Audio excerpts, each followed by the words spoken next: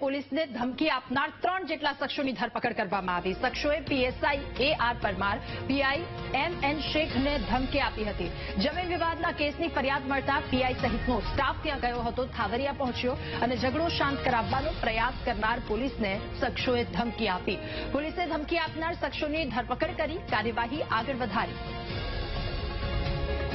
થાવરિયા ગામે જમીન બાબતની તકરારને લઈ અને અરજદાર કાનજીભાઈ બાબુભાઈ સંઘાણી દ્વારા ટેલિફોનિક પોલીસને મદદ માટે ફોન કરતા પંચ એ પોલીસ સ્ટેશનના પીઆઈ શ્રી એમ.એન. શેખ અને સ્ટાફના માણસો દ્વારા થાવરિયા ગામની સીમમાં વાડીએ જતા ત્યાં હાજર જીતુભાઈ ચનાભાઈ ચાવડા અને તેની સાથેના બંને ઇમ્તિયાઝભાઈ અબ્દુલ શાહ અને દિગ્વિજયસિંહ મહાવીરસિંહ નાઓ ત્રણેય લોકોએ જો મોટો ઝઘડો ના થાય તે માટે પોલીસે પ્રયત્ન કરતા તેમાં અવરોધ ઉભો કરેલ અને આ અરજદારની રજૂઆત બાબતે કાર્યવાહી કરવા જતા તેમને આ વિરોધ કરતા એમના વિરુદ્ધમાં એક તો ધમકી અને પોલીસની સરકારી ફરજમાં રૂકાવટ અનુસંધાને ગુનો દાખલ કરવામાં આવે છે।